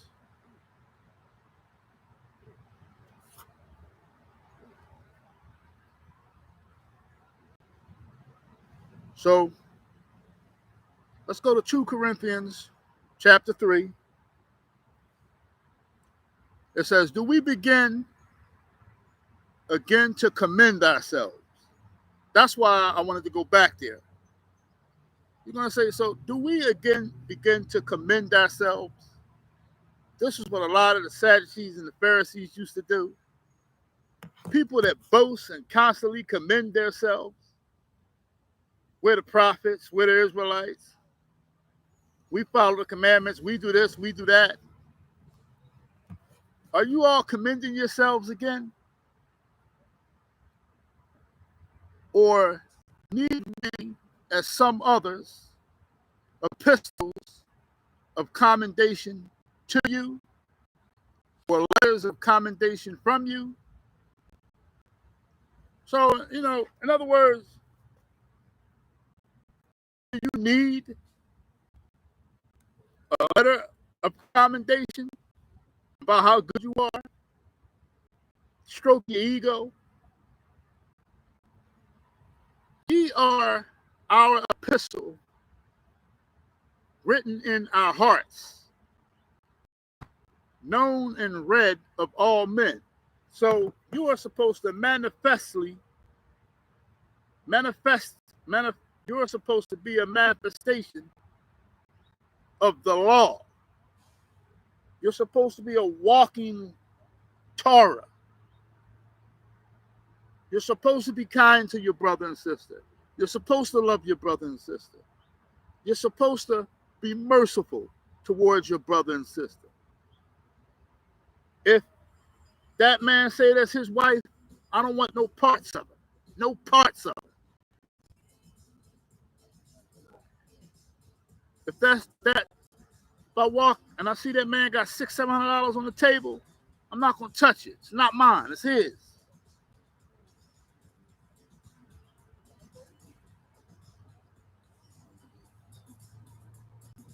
I'm supposed to feed the people of Yahuwah. Feed the children. Feed the brother. That's part of being a child of light.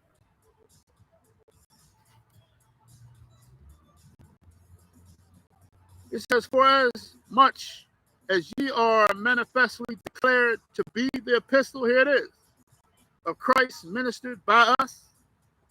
He said it right there.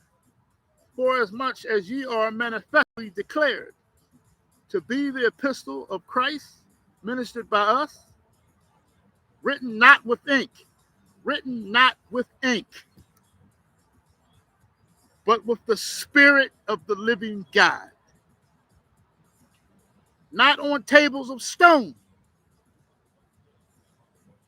but in fleshly tables. The mind and the soul, the heart. And such trust we have through Christ to Godward, then the trust. Throw it into the trust that we have. Not that we are sufficient of ourselves to think anything as of ourselves, but our sufficiency is of Elohim, God. So he said, he is the vine, and all of you are the branches, and without him, we can do nothing.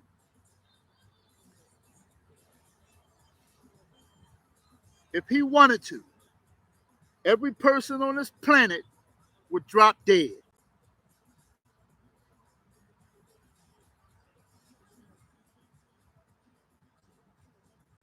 Who also hath made us able ministers of the renewed covenant, because it's not a new test, it's not a new covenant. He had made us able ministers of the renewed covenant, of the renovated covenant, not of the letter, not of the law of Moses, but of the Spirit. For the letter killeth. I'm in trouble now with the Hebrew Israelites in the camp. I better not misinterpret this. For the letter killeth, but the Spirit giveth life. So, does the law of Moses kill you? No. But this is what happens. When you try to stack yourself up against the law of Moses, and when you fail, because you will fail, then you reap the repercussions of the judgment from the law of Moses, because it requires you to be perfect. That's the problem.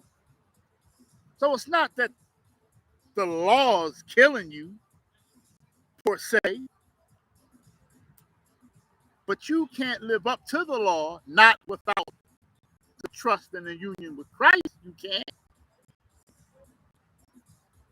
You have to have the oil for the lamp.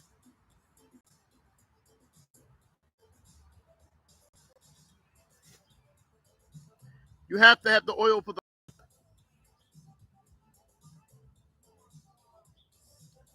So, but if the ministration of death, talking about the law of Moses, but if the ministration, if that ministry of death, written and engraven in stones, it was glorious. So the 10 Commandments and the rest of the law of Moses was highly esteemed. It was glorious. Now, did it cause, was it the actual killer? No, it wasn't the killer. But our forefathers attempted to stand against the law of Moses without faith. That was the problem.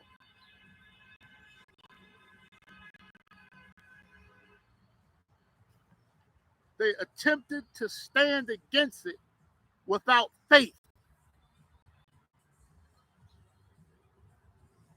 It says, but if the ministration of death, written and engraven in stones, if that ministration was glorious, so that the children of Israel could not steadfastly behold the face of Moses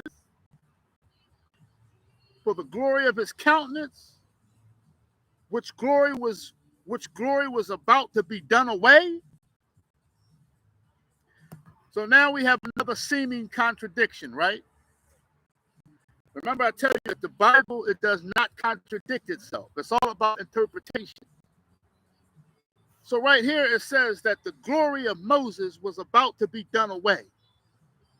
Does that mean that the law of Moses is done away with today? No.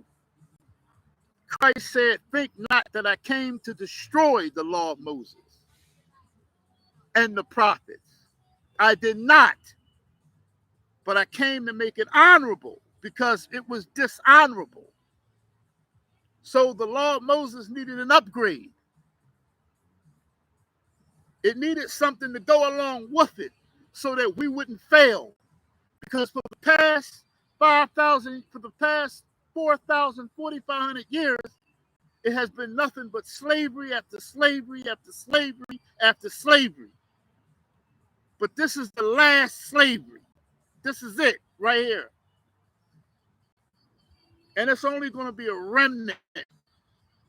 Not just a remnant of Negroes, but a remnant of everybody else on this planet. Because many people are going to perish.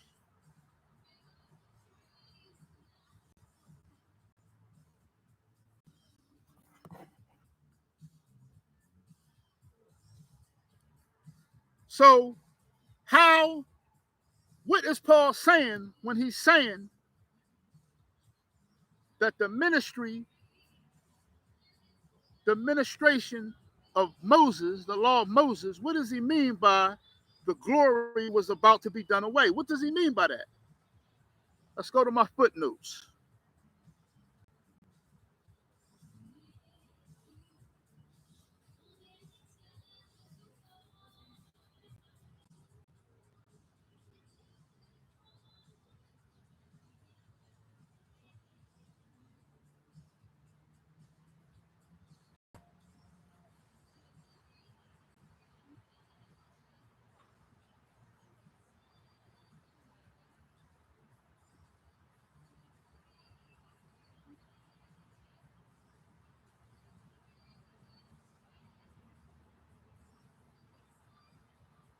I believe it's in Deuteronomy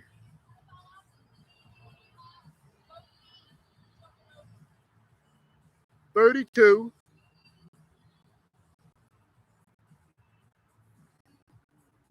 Deuteronomy chapter 32. And we're going to start at verse 48. What was Paul talking about? Because we don't want to misinterpret, because we know that when we misinterpret Paul, Many of us wrestle Paul's epistles to our own destruction. So what is Paul talking about when he says that ministry is about to be done away with? So we're going from the old covenant to the renewed covenant. The covenant is now being renovated. So what is he talking about when he said that ministry of death is about to come to an end? Because certainly the law of Moses itself is certainly out. So what is he talking about? Deuteronomy 32, verse 48. Moses had just got finished a long speech. And after Moses finishes his speech, this is what Yahuwah says to Moses. Then Yahuwah spoke to Moses that very same day, saying, go up this mountain of Abarim, Mount Nebo, which is in the land of Moab, across from Jericho. View the land of Canaan. He told Moses, his faithful servant, to go up into the mountain and take a look at the promised land. Look at it, view it, which I give to the children of Israel as a possession, and die on the mountain which you ascend. So we all think that we know God, right? We all think that we know Christ. We think that we know Yahuwah. He told his faithful servant, who has been the scapegoat and has went through great mental anguish dealing with thousands of black people in the wilderness. He told Moses to go up in the mountain, take a look at the promised land, and die.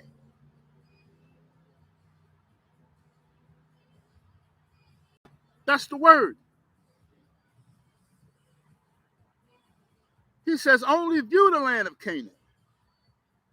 And he says, and die on the mountain which you ascend, and be gathered to your people, just as Aaron your brother died on Mount Hor and was gathered to his people, because you transgressed against me among the children of Israel at the waters of Meribah Kadesh, in the wilderness of Zin, because you did not hallow me, you did not lift me up, you did not sanctify me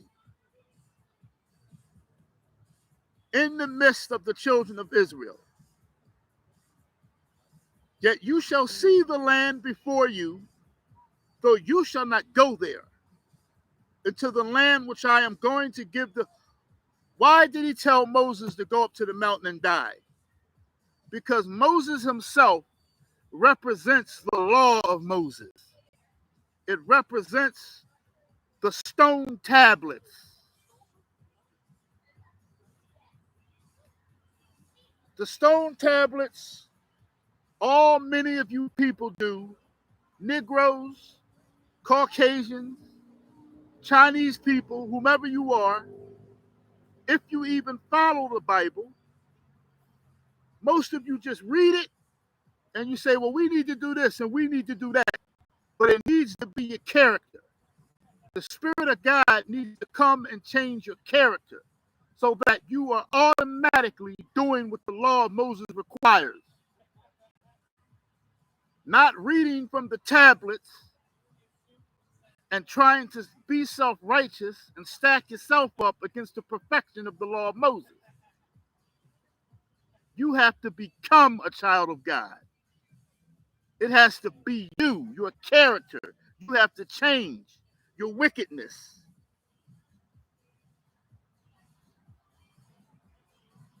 Your iniquity must be banished from you. You have to change as a person. Not just put on a long robe, stand in a pulpit, wear a suit and ties, wear purple and gold. Not just proclaim yourself to be a child of God. But you have to be a walking epistle, a walking Torah, a walking commandment. You got to be real.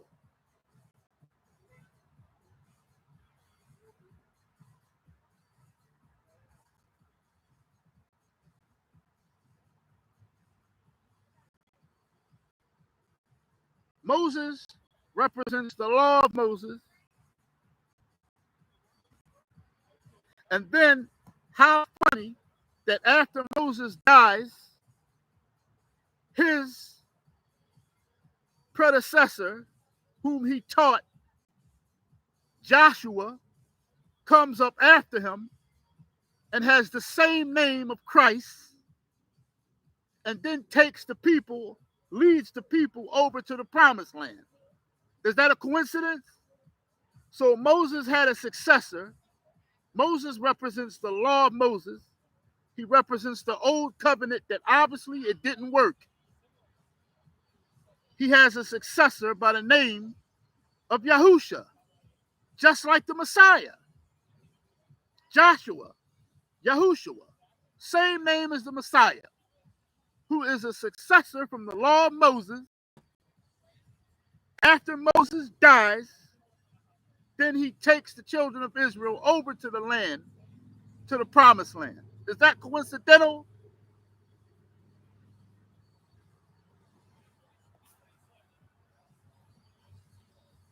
No coincidence about that at all. Y'all had it all set up that way. It was prophecy.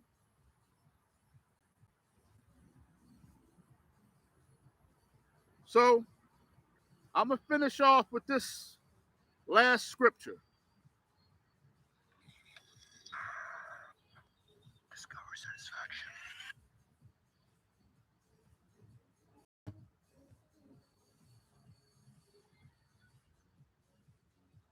Let us go to Hebrews chapter 10.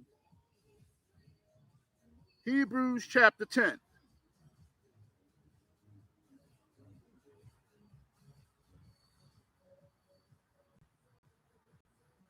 We're going to go down to verse 26. We're going to read 26 to 29. Hebrews chapter 10, verse 26 to 29. So, I don't want anybody to misconstrue my message here.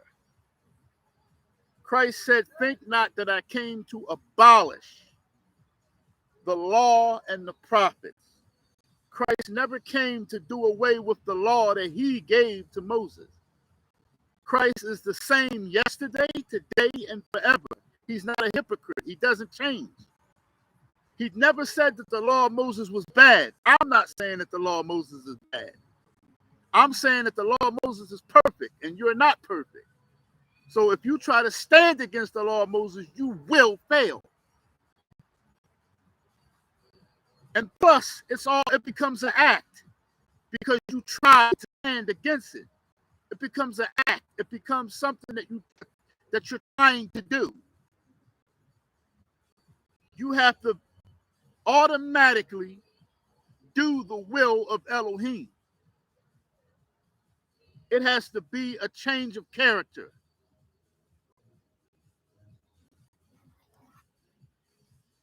Hebrews chapter 10, verse 26.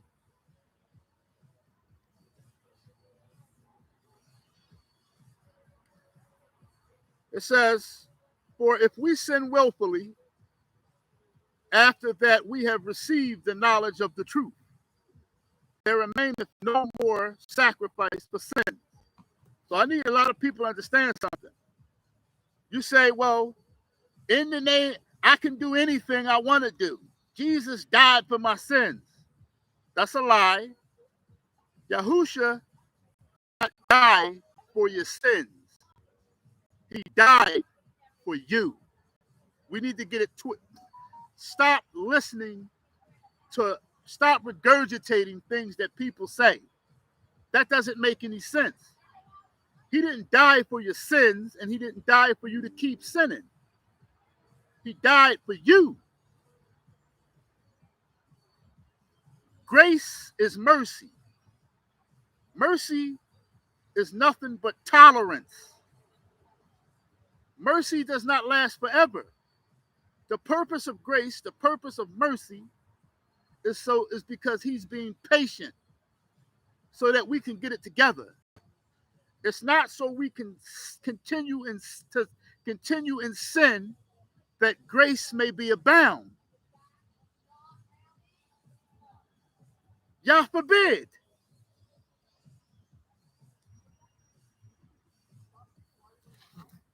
Okay? Hebrews chapter 10, verse 26. So if we willfully, meaning deliberately, continue in our sin, even under the blood of Christ, that's right, even sprinkled by the blood of Yahushua HaMashiach under the blood covenant, if we continue to do our wickedness, if we continue to be evil people, we will still see damnation. There remains no more blood covering for your wickedness. You can fall from grace. People fall from grace because they're that wicked. Some people have to be taken away just so they won't burn in the hellfire. It's right there in the Bible. It tells you.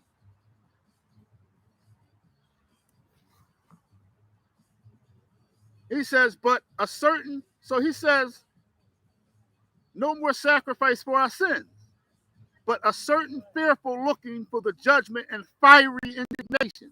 Why does it say fiery indignation? Because it's talking about the lake of fire. So you can fall from grace. This is talking about falling from grace, which shall devour the adversaries. Now here's my point. Here's what I'm going to end it with. He that despises the law of Moses died without mercy under 2 or 3 witnesses. So there are people that despise the law of Moses. And what happens? They died under 2 or 3 witnesses. So if you die because you despise the law of Moses, of how much sore punishment suppose you shall be brought worthy who have trodden underfoot the Son of God and have counted the blood of the covenant wherewith he was sanctified an unholy thing, and have done despite unto the Spirit of grace. So if you die from disrespecting the law of Moses, what do you think is going to happen to you for disrespecting Christ?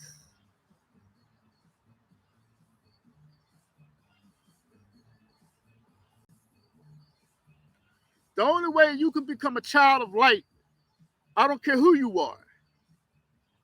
I don't care. I said it, and I'm sticking to my guns. The prophets in the Bible are black. The apostles are black. And most of the people in the Bible are black. But anybody can fear Revelations 1:15. And anybody can accept the spirit of the true Messiah, not the false Messiah, the true Messiah, and be pardoned of their sin. I said it. Anybody that fears and loves Revelations 1:15 can be pardoned.